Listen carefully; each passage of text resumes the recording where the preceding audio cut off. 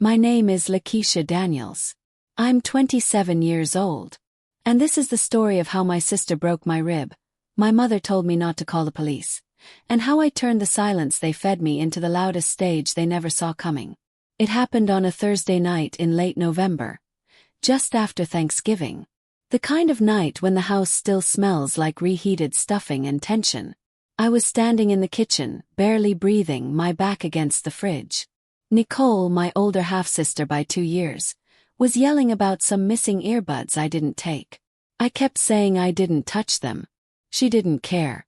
Her hand came down hard, open-palmed, swift and aimed.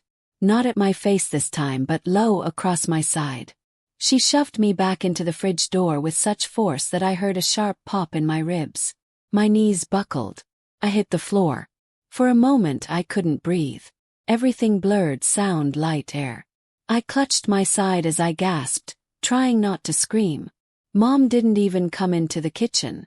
She just shouted from the living room. "What is going on now? Lakeisha, don't start with your drama. Nicole has a job interview next week. She doesn't need this stress." Nicole didn't say a word. She stepped over me like I was trash and walked out mumbling, "She always plays the victim." I was curled on the cold tile, arm pressed tight to my side. My head was spinning. My breath came out in short, stabbing rasps. And I remember, so vividly, watching Mom pick up the remote, glance at me for half a second, then say flatly, "Get up, Lakeisha. Don't embarrass yourself." I somehow made it to the small guest room at the back of the house. That room. The one that used to be mine until Nicole needed space to work from home. And Mom told me I didn't pay rent, so I didn't get a say. I sat on the edge of the futon, still trembling, hand pressed against my rib. There was no one to call. Had no money. I had no health insurance. And the one time I called the cops before, when Nicole had pushed me down the stairs in high school and bruised my hip, Mom had told them I slipped while cleaning. That night, I tried to sleep curled in a fetal position. Every time I shifted, pain shot up through my chest like a blade. At 2:41 a.m. I got up, packed a few things into my old backpack, just my sketchbook, a cracked phone, and the jacket my dad gave me before he died, and I left. No one followed. No one called. I walked down the block with one hand clutching my ribs and the other gripping the cold strap of my bag. I passed houses with warm yellow lights, families laughing through their windows. And I realized something. I had never felt more orphaned than I did in that moment, standing outside the house where I was supposedly loved. You see, my father, my real father, died when I was 9. He was the only person who ever saw me. Not just looked at me, really saw me. When he passed, something inside me cracked. And whatever pieces were left, my mother made sure stayed broken. She remarried less than a year later. Mark was a stocky, smug man who acted like I was a bug on the kitchen counter. Nicole was his daughter. She was the star. The golden child. Pretty, popular, charming in public, venomous in private. From the moment they moved in, I was no longer Lakeisha, daughter of Robert Daniels.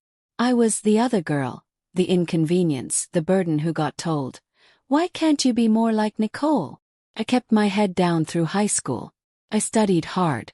I got into a local college with partial scholarships and part-time work. Every semester, I clawed my way through with honor rolls and sleepless nights. Nicole. She failed freshman year, blamed the professors, and took a gap year that turned into 3. Still, Mom called her a work in progress. When I landed a paid internship with a local museum, Nicole told Mom I was neglecting the family. Mom forced me to quit. It wasn't just the favoritism. It was the gaslighting. The subtle digs. The way I'd hear them laugh behind closed doors, then go silent when I walked in. The way they told relatives I was moody, overly emotional, or on medication when I wasn't. But the worst part. The silence. I stopped trying to be heard. Until that night. Until the crack of my rib and the metallic taste of betrayal finally pushed me past the edge of survival, and into something else. Rage. Maybe. Clarity. Definitely. I found an old church on the outskirts of the city, St. Malcolm's. I remembered it from a high school volunteer day. It stayed open for the homeless after dark. The doors were heavy and creaked like they hadn't been oiled since the 60s. But the pews were warm, and the silence was kinder than any voice I'd heard in that house. I collapsed on the back pew and passed out with my coat as a pillow. Somewhere between pain and sleep, I dreamt of my dad. He wasn't saying anything. He just stood there, arms open like he used to after school. I woke up 2 days later in a hospital bed. A nurse told me I had collapsed from exhaustion, dehydration, and an untreated infection around a fractured rib. You were found in a church curled up, she said gently, with a fever of 103. You're lucky someone called an ambulance when they did. I didn't feel lucky. Felt hollow. Later that day, a woman named Miss Talia from social services came in. She carried a clipboard and wore those librarian glasses that made her look strict, but her voice was soft. There was an anonymous report submitted, she said. It claimed you had a history of psychological instability, self-harm, and were a risk to yourself. We're required to follow up. I stared at her. Anonymous. She nodded. Clenched my jaw. It was my sister. She knows exactly how to make me sound like the villain. Miss Talia didn't deny it. She simply said, "Would you like to talk to someone about getting help? Or a safe place to stay after discharge?" Safe place. I hadn't heard those words in a decade. He nodded, slowly, because something in me was waking up. Something I didn't even know still lived inside me. That night, under the dim hospital light, I picked up the ballpoint pen from the tray and started writing. On the back of my intake form, I listed every incident, every lie, every injury, every betrayal. From Nicole, from my mother, from the people who let me believe I was unlovable. I didn't know what I was going to do with it yet. But I knew this. I wasn't going to be silent anymore. That night, I didn't just write a list. I wrote the beginning of a reckoning. The hospital discharged me 3 days later with a band of gauze wrapped around my ribs and a brown envelope of paperwork I couldn't stop staring at. It contained everything I needed to prove what happened to me. But the truth is, paperwork doesn't change lives. Action does. And that would take more than bandages. Miss Talia helped me get a temporary room at a women's transitional shelter near the college I used to attend. It wasn't glamorous. Shared showers, creaky beds, and whispers behind curtains, but it was safe. And safe, for me, was a revolution. The first night there, I stared at the ceiling and realized something strange. I didn't miss home. Not the smell of my mom's stale perfume. Not the sound of Nicole's heels on the tile. Not the dinner table that had always been a stage for shame. I only missed one thing: peace. The kind my father once brought into a room just by humming while he cooked. I needed something to tether me, so I pulled out my old sketchbook, the one I'd stuffed in my backpack before running. It still had the folded drawing from when I was 12. A pencil sketch of my mom and me in a garden full of lavender. I had given it to her for her birthday, hoping she'd hang it like she used to hang Nicole's art. Stick figures with glitter. She looked at it, frowned, and said, "Do I look sick to you? My eyes are droopy." Then she ripped it in half. 12 years I'd carried that drawing. Not out of sentiment, but as a wound pressed flat. Now, I pinned it to the wall with a thumbtack above my cot. Reminder. Not of who hurt me, but of who I would never become. I reached out to an old college friend named Betrayal, someone I hadn't spoken to in over a year. We'd lost touch when I dropped out after Nicole spread rumors that I had plagiarized my thesis. Betrayal was shocked to hear from me. "I thought you disappeared," she said. "I kind of did," I whispered. I told her pieces. Not everything. Just enough for her to say something that stayed with me. "You know, Keisha, some people survive by shrinking. But others, they stretch until they don't fit in the mold anymore. And that's when everything changes." Betrayal helped me get a part-time assistant job at the campus art center, entering catalog codes, helping students frame pieces, organizing submissions. Simple stuff. But being back in an environment where creativity was currency, it fed something inside me I thought had died. In the quiet hours after my shift, I started a private file. A record of every document, date, and lie I could prove. I found Dad's old email account still active. I guessed the password on the third try. It was my birthday. Course it was. That inbox held more than memories. It held truth. One email stopped me cold. A confirmation of a savings account opened in my name after his death. A savings account I'd never heard of. He'd used his life insurance payout to set something up for me. His little girl. Me. Another email followed, this time from my mother, dated 6 months later. A request to take over the account, on behalf of the minor. Followed by another from the bank confirming the change. That account had been stolen. By the woman who birthed me.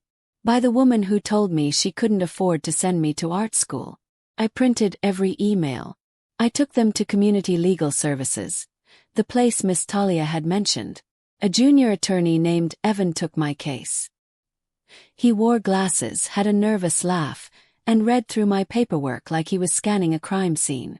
"This isn't just theft," he said. "This is fraud, impersonation, and identity abuse. You could press charges."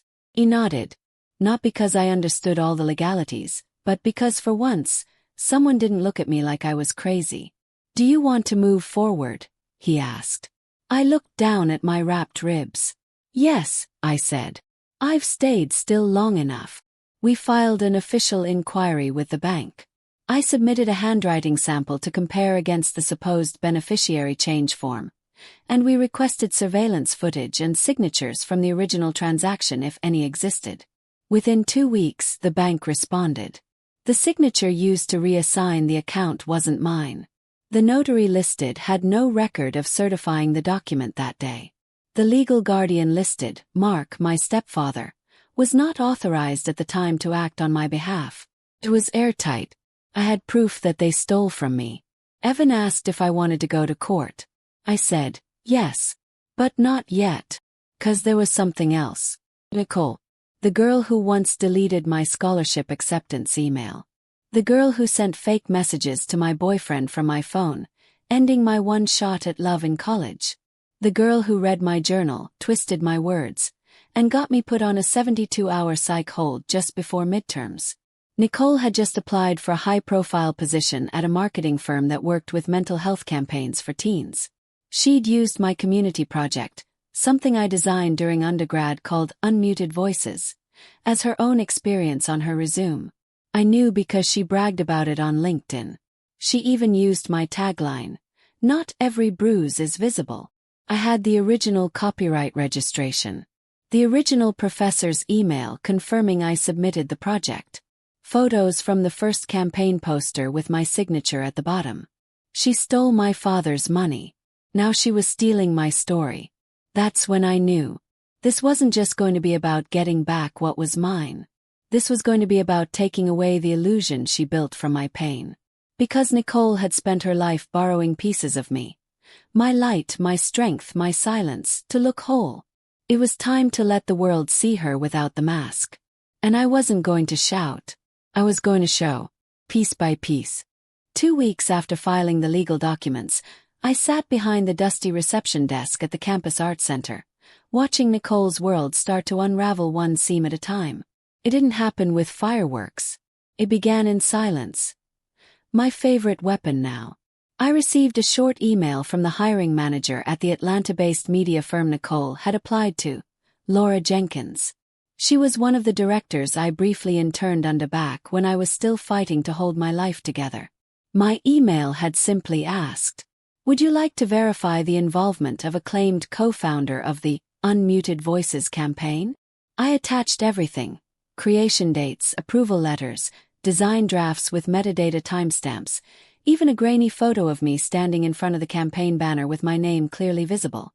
2 days later, Laura replied, "Thank you for the clarification. We've made our decision accordingly. No further questions." I never asked what the decision was. I didn't have to. That same night, at 10:42 p.m., my phone buzzed. A voicemail from my mother. Her voice was slow, deliberately pained. "Lakeisha, did you talk to someone at that company? Nicole's upset. She cried all afternoon. Whatever's going on between you two, please don't drag it into the world. Just let it go. Let it go." The woman who ignored me bleeding on the kitchen floor, the woman who watched me collapse year after year and called it drama, was asking for peace? I didn't respond. Instead, I opened my black notebook, the one where I kept my records of every time I'd been betrayed, manipulated, stolen from. I added a new line. March 14th. The first time she couldn't steal my story without consequences. I thought that would be the end of it. But Nicole was clever. 2 weeks later, a friend from college texted me a screenshot. Nicole was headlining a local mental health seminar titled From Wounds to Wisdom. Healing Through Family. There she was on the poster, smiling softly, hair curled just right, wrapped in a beige cardigan like some reformed saint. Her bio. A rewritten fantasy. Overcame years of family turmoil to become a voice for young women silenced by emotional trauma. Co-founder of the Unmuted Voices campaign. Inspirational speaker. My name wasn't mentioned once. But I was all over that poster. And worse, she didn't just erase me. She weaponized me. Used my pain like an accessory to her redemption arc. I stared at the flyer for a long time before deciding. I was going. The event was open to the public. Held at a local community center in Atlanta. I showed up early, dressed in all black, hair tied back, not to make a scene, but to blend in. I chose a seat near the edge of the room, not in shadows, but not in the spotlight either. I watched Nicole pace backstage, laughing with the organizers. She looked relaxed, polished, practiced. She had no idea I was there. The host began with a glowing introduction. Tonight's speaker is a young woman who has turned pain into purpose. She and her sister went through difficult times, but today, she's an advocate for healing, forgiveness, and truth. When Nicole took the stage, the applause was soft, reverent. People wanted to believe in her. She started slow. After my father died, it was just Mom, me, and my sister. And we struggled. We didn't always see eye to eye. There were fights, silence. But one night she came to me crying and said, "I'm sorry. I want to be like you." And I held her. We cried together. And I knew that pain could be a bridge. People in the audience began tearing up. Nicole continued. She inspired me. Her strength, her vulnerability. We dreamed of building a platform where no girl had to suffer alone. That's how Unmuted Voices was born. And then, the screen behind her flickered. A few gasps echoed across the room. Nicole kept talking, unaware. Then the audio system buzzed. Loud, jarring. The screen came alive with a video. Unsteady, slightly tilted, but crystal clear in content. Footage of me in our kitchen, gasping, clutching my rib, collapsing after Nicole slammed me into the fridge. You could hear her voice scream. "I told you not to touch my stuff." Then faintly, our mother. "Don't call the police. She'll lose her job chances." The room went still. Nicole's face froze. She turned toward the screen like it wasn't real. But it was. Then came still images. Bank documents showing the forged beneficiary signature. The name. Lakeisha Daniels, altered. Mark Harper's signature below. And a photo of my hospital record with a red arrow pointing to fractured rib, blunt trauma. Then my voice, trembling in a recording I had made 2 months earlier during a session with Evan. She punched me in the ribs. Fell. I told my mom. She said, "Don't make a fuss." People began whispering. Few stood up.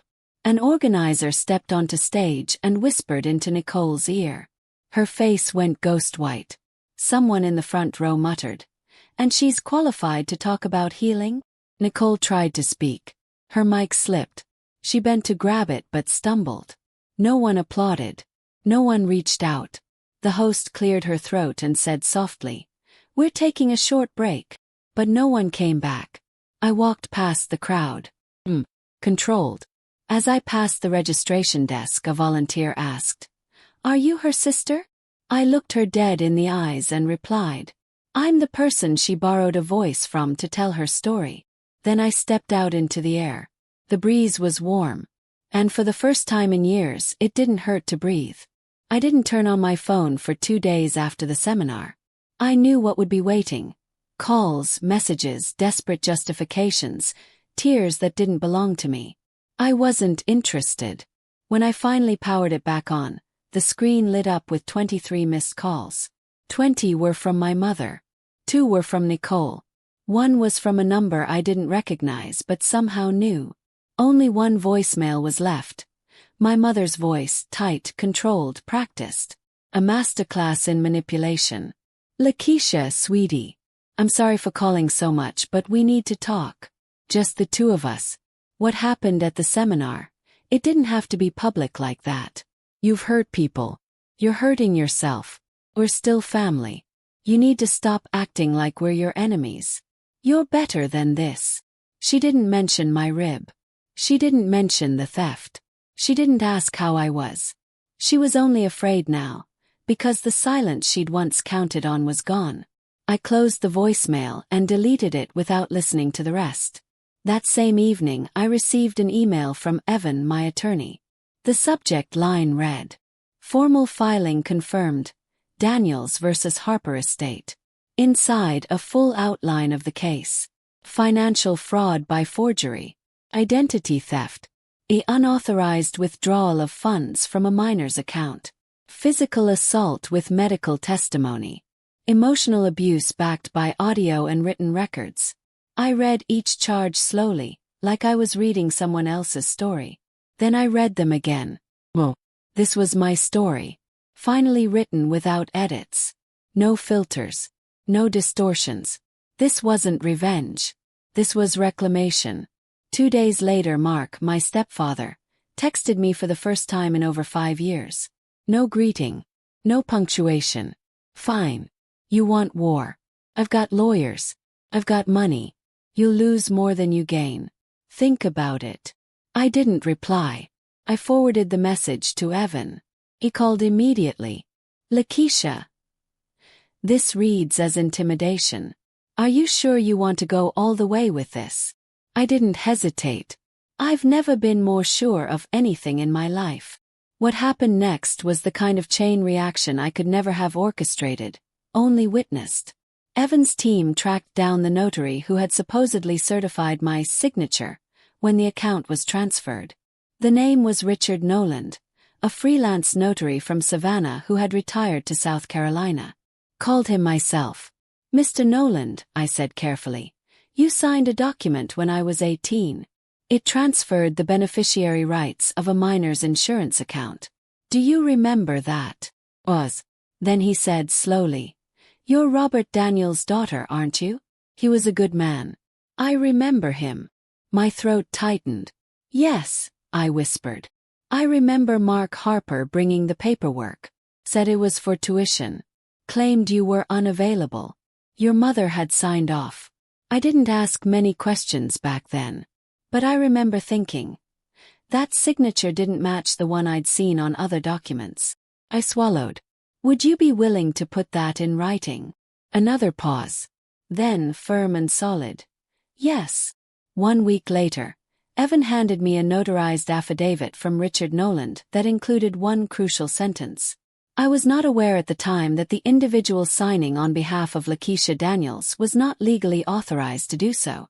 The signature did not match previous samples. "I accept full civil liability if this statement is proven false." Evan looked at me over the edge of the paper and said, "Lakeisha, this is bigger than anything we expected. This isn't just a case of emotional manipulation. This is a coordinated abuse of legal authority, forgery, and financial theft. This could go to trial." I looked at the wall behind him, at the painting of a lighthouse beaming into darkness. "They used to say I was just being sensitive," I murmured. "But I wasn't weak. I was being erased." Then Evan added, "And now you're writing yourself back into the record." Not long after that, the ripple effects started. Nicole's name was quietly dropped from 2 major nonprofit campaigns. One of the scholarships she'd received was revoked after they re-examined her application, which included work she falsely claimed as her own. She was ordered to repay the entire grant amount, $11,000. A professor I'd once worked with emailed me privately. I always wondered what happened to your mental health project. Now I know. I'm sorry, Lakeisha. You deserved better. And then, there was Mom. After receiving the court notice, she called me again. This time, her voice was stripped of warmth. You're destroying this family. I stayed silent. You can have the money, she snapped. If that's what this is about. We can talk. We can fix it. But court. Really? You think a girl who went to therapy will be believed? I didn't respond. Because I wasn't the girl she remembered. I wasn't crying anymore. That call was the last one I ever took from her. Mark, meanwhile, got hit from a different angle. Federal tax authorities sent a notice regarding the inheritance funds he had declared as Nicole's. Turns out, none of the paperwork matched. The inheritance came from my dad. Not his. He'd never reported it. Never paid taxes on it. His secondary account was frozen. Audits began. No, I didn't feel powerful. But I did feel something close to peace. Because for the first time, they were the ones living in fear every time the phone rang. And then, something unexpected happened. I received an invitation. The University of California, Los Angeles was hosting a seminar titled Beyond Blood: Surviving Emotional Abuse in the Family. One of the event planners had read my original college essay, one that Evan had included in our supporting documents, and asked if I would consider speaking. I left the email unread for 2 days. I wasn't sure I was ready to stand in front of strangers and open myself up again. But then I remembered that 12-year-old girl with her ripped drawing. And I thought, if she could survive that moment, I could survive anything. I replied, yes. But this time I wasn't going to speak for sympathy. I was going to speak so the next girl who was gaslit into silence would know she wasn't alone.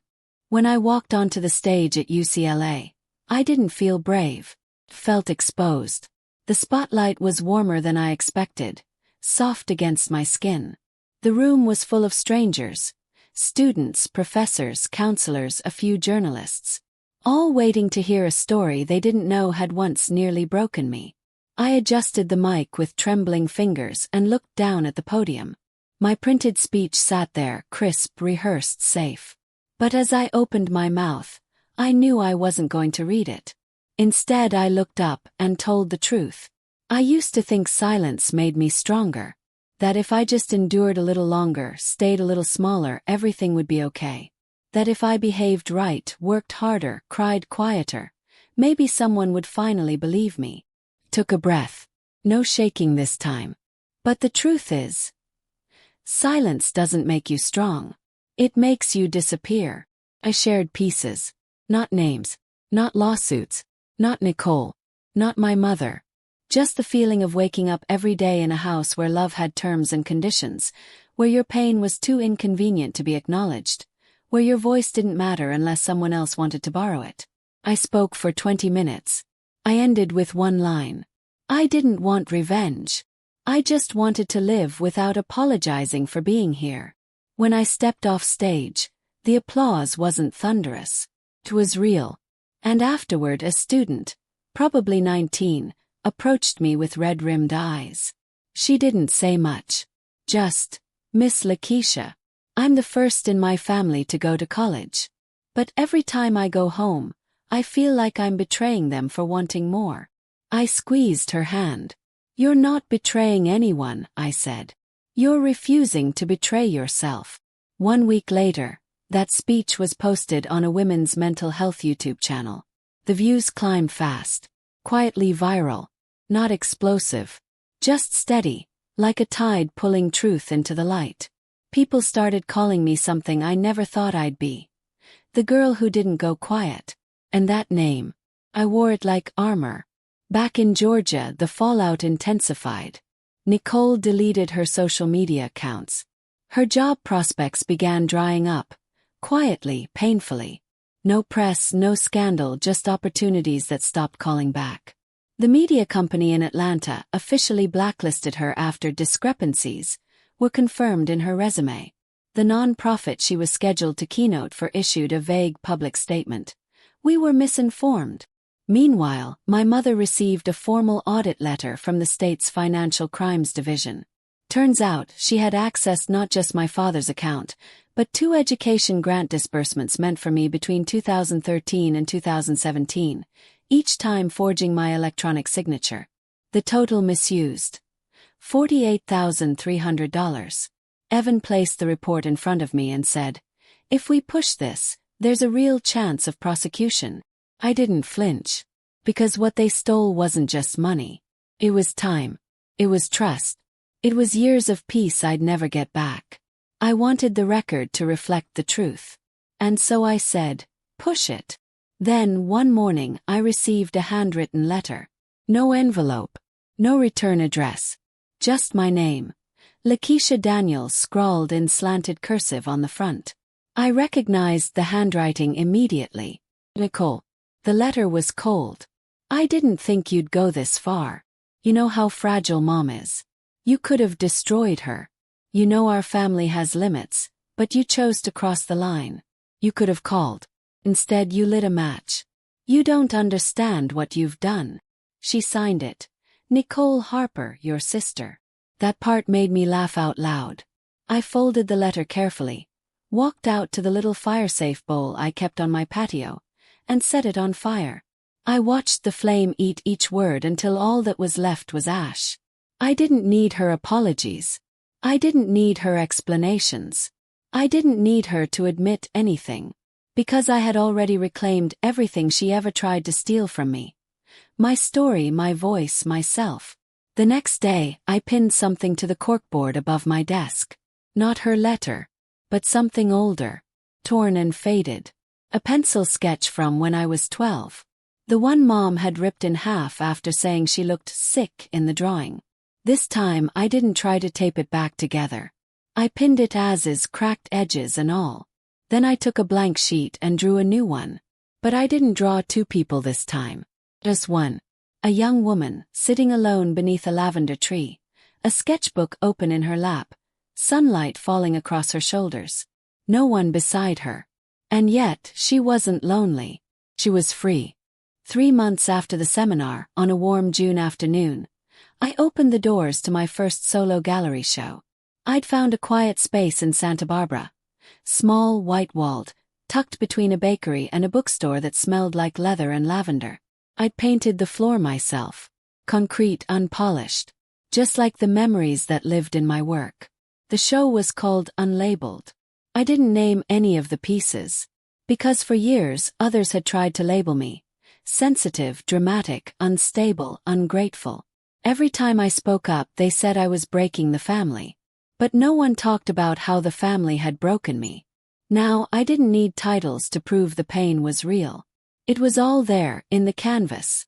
Heavy brushstrokes, sharp reds, faded purples, unfinished outlines of girls with their mouths smudged away. People came. Not hundreds, but enough. Former classmates, a professor from my freshman year, a woman who'd seen the video of the seminar online and flown in from Oregon just to say, "I thought I was the only one." And then, a girl. Maybe 17, maybe 18. She stood in front of a piece that was just streaks of gray over a jagged line of red. She didn't ask questions. She didn't take photos. She just stared. Then she turned to me and whispered, "I don't know why, but I see myself in this." I didn't have to explain it to her. She already knew. Anyone who's lived through the kind of emotional war that leaves no bruises, but every breath is a battle, recognizes that silence. And they recognize what it takes to climb out of it. During the Q&A portion, a woman raised her hand. Middle-aged, polished, linen blouse. The kind of person who probably sat on charity boards and asked layered questions with polite smiles. She said, "Lakeisha, I was deeply moved by your work. But may I ask, have you ever wondered if maybe you went too far? If things could have ended more gently?" The room froze. I didn't. I picked up the mic, met her gaze, and said, "That's a good question. I've asked myself that many times. But I've learned something." Pause. We only call it revenge when it's the girl speaking up who was always told to be quiet. I didn't destroy anyone. I just stopped letting people tell the wrong version of my story. There was no applause. Just silence. And then, one woman started clapping. then another, then everyone. But this time I didn't need it. Because I already knew I was whole. That night, after everyone had gone and the lights were off, I sat on the porch outside the gallery with a cup of chamomile tea and stared out at the ocean in the distance. The sea breeze rolled in soft and slow, brushing the edges of my hair like a blessing. I thought of the girl I used to be. 12 years old, holding a drawing with trembling hands, hoping for approval that never came. 22, crying in a bathroom because my own mother told a counselor I was emotionally unstable. 25, gasping on the kitchen floor, clutching my ribs while my sister stepped over me. And now, I was sitting in a chair I had built outside a space I had claimed, drinking tea I bought with money that was finally legally mine. The lawsuit was still ongoing. Evan said the financial fraud charges had a strong chance of settlement before court. But to me I had already won. Because I no longer lived in a world where I had to explain why it hurt. I was no longer asking to be believed. I had built a life where truth didn't need permission. And then 2 weeks later, something unexpected arrived. An envelope. No postage. Hand-delivered. Just my name, Lakeisha. Inside was a typed letter. Formal. Cold. Not signed by Nicole. Not by my mother. But by an attorney representing both. The offer. Drop the charges. In exchange, they'd return the full balance of the stolen account. $189,450. Plus a signed apology statement for misunderstandings and emotional harm caused. I laughed. Loud. Alone. Because they still didn't get it. This was never about the money. This was about the way they looked at me when I bled and said, "She's acting up again." This was about every time I cried, and they told me I was just being difficult. This was about survival. I handed the letter to Evan. He asked, "So, do you want to settle?" I shook my head. They didn't just steal my inheritance. They stole years of peace. Let the court see that. He nodded slowly. Then we'll take it all the way. 6 months after I walked out of the house that nearly erased me, I stood outside Fulton County Superior Court, dressed in a soft navy blazer and flats that didn't hurt my feet. My hands were steady. My voice clear. Inside, the legal proceedings had already begun. Nicole and Mark were listed as co-defendants in the financial fraud case. My mother, Diane, was named in a separate filing. Emotional negligence and willful conspiracy. It wasn't just about the stolen inheritance anymore. It was about the paper trail, the falsified notary records, and the years of psychological harm buried under the phrase, "She's just sensitive." But the courtroom wasn't my battlefield. My battlefield had been my body, my mind, my silence. The war had been won the moment I chose to stop protecting the people who had never protected me. The judge read the evidence carefully, line by line. Evan, calm and precise, presented every piece. The forged beneficiary form, the statement from the retired notary, the medical records, and the audio clips, especially the one with my mother's voice saying, "Don't call the police. She'll lose her job chances." The courtroom was quiet. Mark didn't say a word. His lawyer looked like he'd swallowed a lemon. Nicole wore beige again, always beige when she needed to look harmless. But her eyes darted everywhere but mine. My mother didn't look at me once. At one point, the judge said, "This case presents an alarming pattern of emotional coercion, financial exploitation, and abuse hidden behind the guise of family." Those words. They landed heavier than a verdict.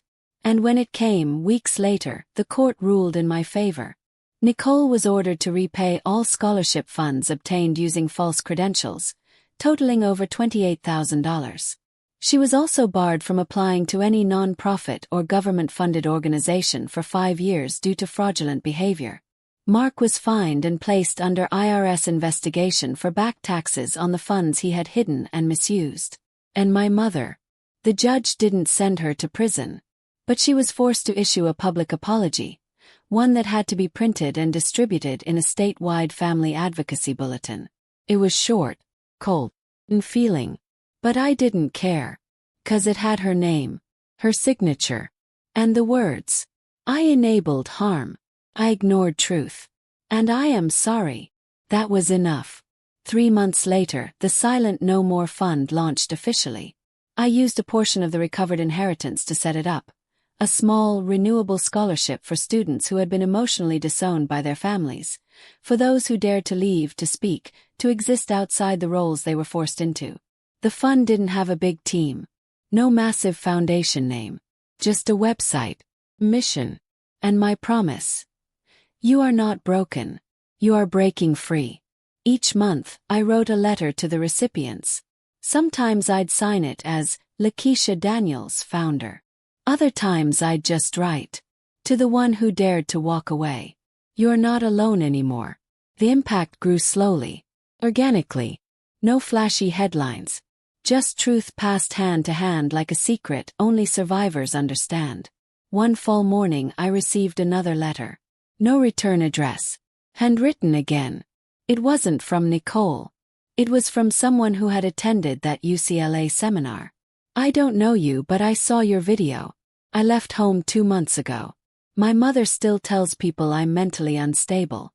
My sister spread rumors at my school. But I've been painting again.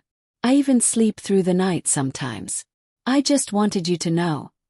Your story made me brave. I cried when I read it.